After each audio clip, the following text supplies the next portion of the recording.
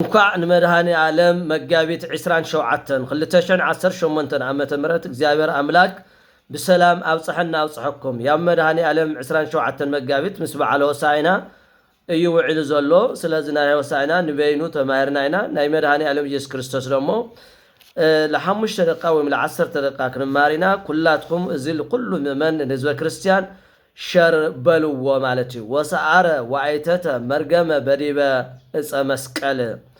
መድሃኒ ዓለም ኢየሱስ ክርስቶስ ኣብ ዕፀ መስቀል ተሰቂሉ መርገመ ስጋ መርገመ ነፍስ አጥፈ ሃይማኖተ አበው 89 ቁጽሪ 24 እንረኳ ይለቃል ታይውለናሎ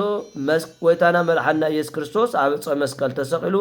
መርገመ ስጋ መርገመ ነፍስ አጥፈ ይብል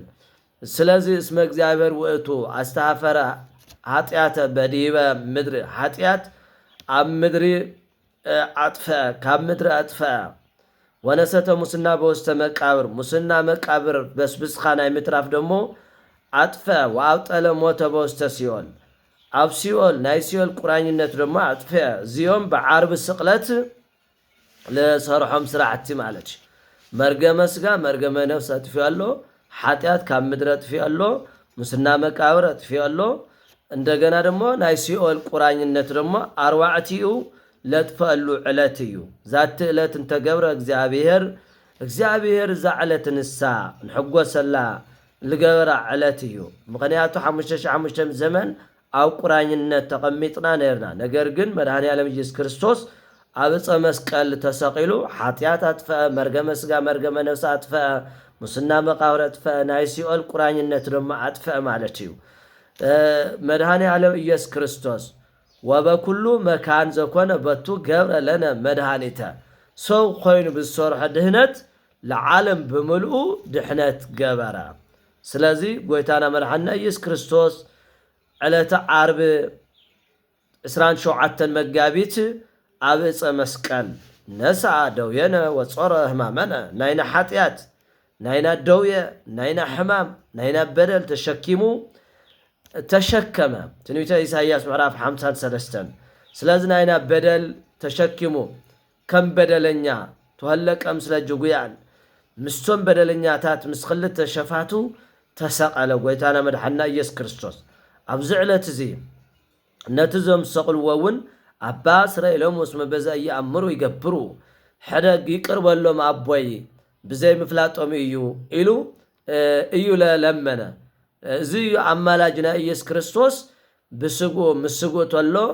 ለለመነ ሰብ ከም ዝኾነ አምላክ ከም ዝኾነ በአምላክነቱ ክርስቶስ ክንል ከለና አምላክ ወሰብ ስለልኾነ ብሰውነቱ ተሰቂሉ ብሰውነቱ ለመነ ማለት ብሰውነቱ ተሳቀየ ስለዚህ በአምላክነቱ ደሞ ለዲያብሎስ ቀጥቀጦ ስለዚህ ጎይታና መድሃና ኢየሱስ ክርስቶስ ፍጹም አምላክ ፍጹም ሰብ ስለዝኾነ በትስውኢቱ ሞተ በመለኮቱ ደሞ ሕያው እዩ በመለኮቱ ሞተ በስጋ ወሐይወ በመንፈስ በስጋ ሞተ በነፍስ ደሞ ሕያው በመለኮቱ ሕያው እዩ ስለዚህ እዚ ዕለት ንሱ ዓርብ ስቅለት ኃጢአት ዘጥፈሉ መርገመ ስጋ መርገመ ነፍስ ዘጥፈሉ ስለዝኾነ ኩላትና እዚ በዓል ንሱ ድህነት ረኸብናላ ዓለት ስለዝኾነት ኩላትና በዓል ክነኽብር ይግባእ ቀጽለሎም ሕማማት ስለዝኾነና ስለዚህ መድሃኒ ዓለም ኢየሱስ ክርስቶስ 4 ነገራት ኃጢአት መርገመ ስጋ መርገመ ነፍስ ሙስና መቃብር ናይ ሲኦል ቁራኝነት ለጥፈሉ ዕለት እዩ ሞ ናይ ኩላትና ኃጢአት እውን የጥፈልና ኣብ ቁራኝነት ለለና በተለይ ኣብ ጭንቀት ለለና ሃዚ ነዳጅ ንጭነቀለና መኪና ንጭነቀለና አደጋ ውድ ኮይኑ ከቢርና ኢልና ንጭነቀለና ሞ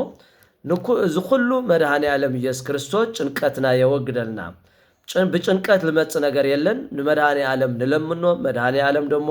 ሰላም ክበና እዩ ድሕንን ጥዕና ክበና እዩ